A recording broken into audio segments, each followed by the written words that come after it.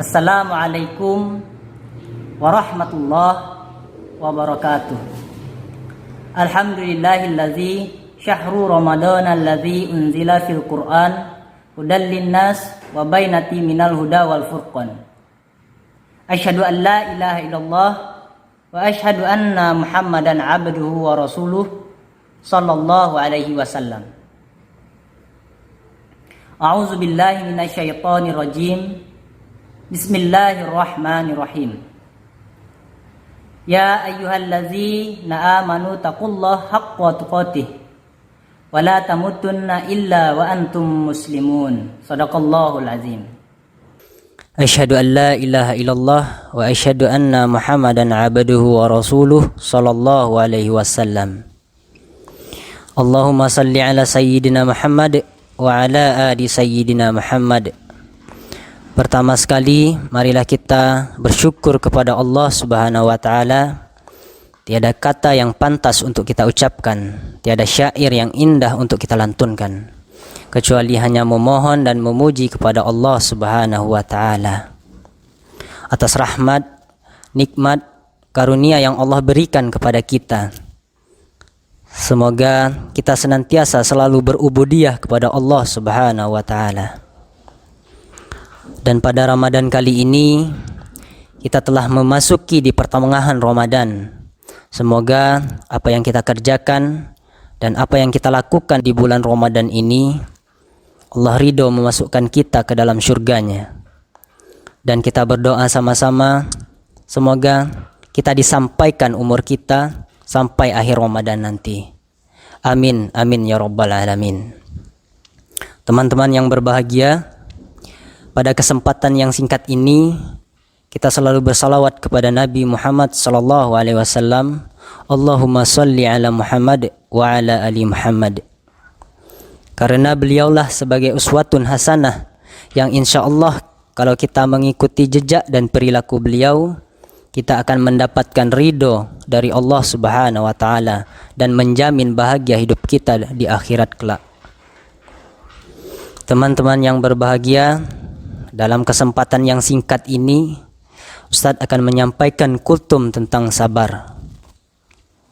Dalam kehidupan kita sering menjumpai berbagai macam keadaan. Ada suka, ada bahagia, dan juga ada derita. Lagi lelah hati dan kecewa silih berganti. Sehat, kemudian sakit, senyum dan air mata, semuanya itu menuntut mental kita yang kokoh. Tanpa kekuatan mental itu, kita tidak akan mudah goyah menghadapi persoalan hidup. Karena Islam mengajarkan kepada kita untuk membentengi batiniah kita, ruhaniyah kita dengan cara kesabaran. Karena sabar tanpa ibadah itu tidak akan berarti, dan ibadah tanpa sabar tidak akan berbekas. Teman-teman yang berbahagia, begitu juga dengan menerima cobaan dari Allah Subhanahu wa taala. Janganlah kita mengeluh, janganlah kita berputus asa. Sebab cobaan itu merupakan bukti kecintaan Allah Subhanahu wa taala kepada hambanya.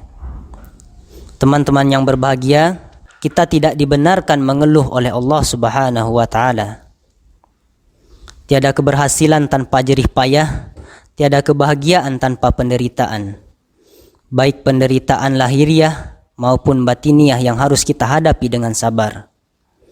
Karena di balik itu Allah Subhanahu wa taala telah menjanjikan kebahagiaan dan kemudahan untuk kita.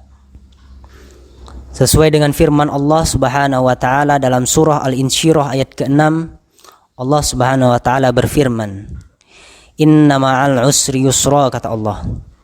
Sesungguhnya di balik kesulitan itu ada kemudahan.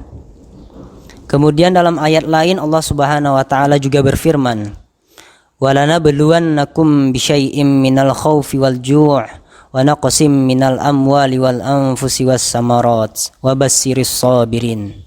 Yang artinya, sungguh kata Allah akan kami berikan kepadamu cobaan dengan sedikit ketakutan, kelaparan, kekurangan harta, jiwa dan buah-buahan.